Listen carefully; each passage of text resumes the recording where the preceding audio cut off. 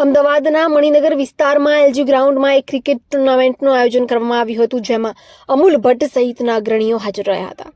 આ પ્રકારના કાર્યક્રમો સ્થાનિક સમુદાયમાં રમતગમત પ્રોત્સાહિત કરવા માટે અને એકતા વધારવા માટે ખાસ મહત્વપૂર્ણ હોય છે. જ્યારે અત્યારે જોવા જઈએ તો લોકોની અંદર હાર્ટ એટેકના કિસ્સાઓ વધી રહ્યા છે, ત્યારે ફિટનેસ જાળવવા માટે પણ મહત્વ ધરાવતા હોય છે. ટુર્નામેન્ટમાં ભાગ લેનાર ખેલાડીઓ અને દર્શકો માટે એક મનોરંજક અનુભવ પ્રદાન કરે છે, જે સ્થાનિકના રમતગમતમાં વિકાસમાં યોગદાન આપે છે. આપણે વધારે માહિતી લઈશું મણિનગરના ધારાસભ્ય અમૂલ ભટ્ટ પાસેથી.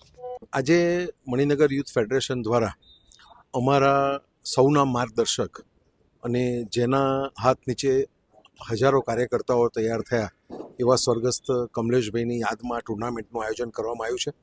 આમ તો આ યુથ ફેડરેશન છેલ્લા 18 વર્ષથી આયોજન કરે છે, પણ આ વર્ષનું આયોજન વિશિષ્ટ છે. કારણ કે મારી સ્મૃતિમાં છે ત્યાં સુધી કમલેશભાઈ એક એવું વ્યક્તિત્વ હતા કે આરતી ક્રિકેટ ટુર્નામેન્ટના નામથી પ્રથમ વખત મણિનગરમાં ડે એન્ડ નાઇટ ક્રિકેટનું કોઈ આયોજન કર્યું હોય તો કમલેશભાઈએ કર્યું હતું અને ખૂબ ઉત્સાહ યુવાનોમાં પહેર્યો હતો. એ જ રીતનો ઉત્સાહ આ ટુર્નામેન્ટ દ્વારા જ્યારે આ ટુર્નામેન્ટ એમના નામથી છે તો યુવાનોમાં ખૂબ પ્રોત્સાહન વધે.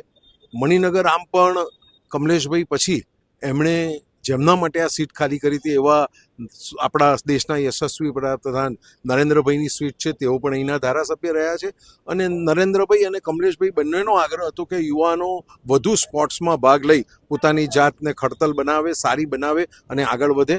હું ખૂબ શુભેચ્છાઓ પાઠવું છું અને આજે પરમાત્માને પ્રાર્થના કરું છું કે જ્યાં કમલેશભાઈનો આત્મા હશે તે આ જોઈને ખૂબ આનંદિત થશે અને યુવાનો એનાથી પ્રેરિત થશે, યુવાનો ખૂબ આગળ વધે એવી મારી શુભેચ્છાઓ છે. આ કાળ પછી આપણે જોયું છે કે યુવાનોમાં હાર્ટ એટેક, લંગ્સના રોગોનું પ્રમાણ વધ્યું છે.